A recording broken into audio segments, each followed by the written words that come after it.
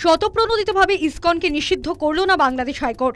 এখনই এ বিষয়ে আদালতের হস্তক্ষেপের প্রয়োজন আছে বলে মনে করছে না পড়শি দেশের আদালত। চিন্ময় কৃষ্ণ দাসের গ্রেফতারি ঘিরে এই মুহূর্তে উত্তপ্ত হয়ে রয়েছে বাংলাদেশ। সন্ন্যাসীকে গ্রেফতারের প্রতিবাদে একদিকে যেমন জেলায় জেলায় প্রতিবাদে সংখ্যালঘুরা, অন্যদিকে চট্টগ্রামের নিম্ন আদালতে এক আইনজীবীর মৃত্যু ঘিরেও এই মুহূর্তে উত্তপ্ত পরিস্থিতি। দফায় দফায় সংঘর্ষ, হিংসা, হানাহানি।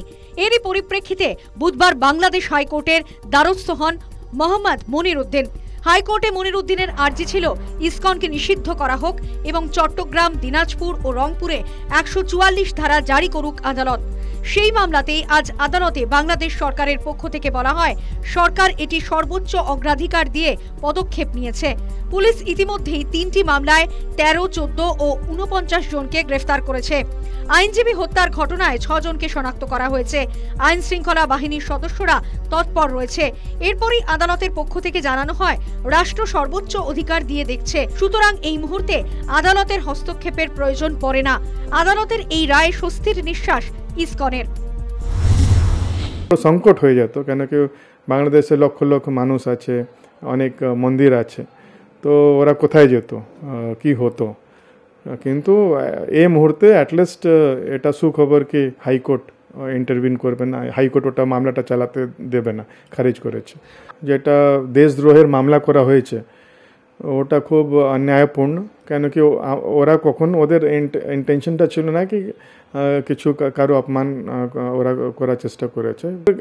খালি 8টা দাবি আছে কি আমাদেরকে সুরক্ষা প্রদান করা হোক, আমাদের মাইনরিটি কমিশন হয়ে যায় কিছু, একটা ডিমান্ড ছিল কি 5 দিন দুর্গাপূজায় ছুটি হোক।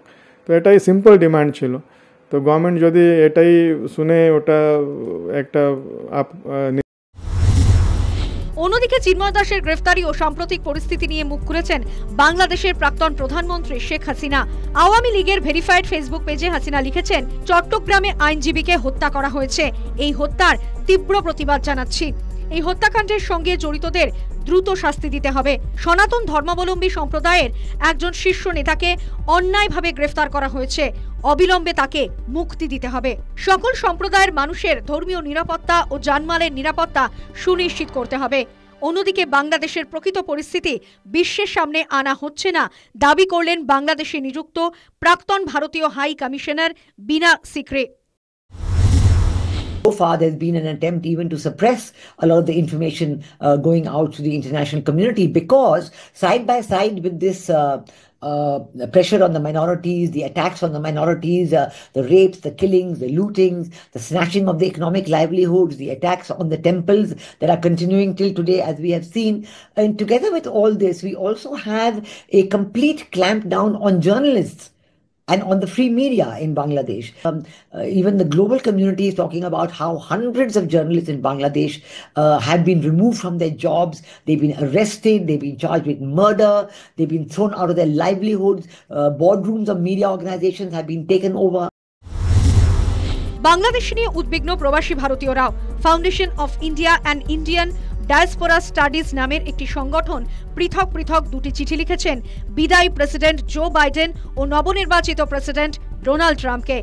2টি চিঠিতেই বাংলাদেশের মানবাধিকার ও সংখ্যালঘুর নিরাপত্তা নিয়ে উদ্বেগ প্রকাশ করা হয়েছে।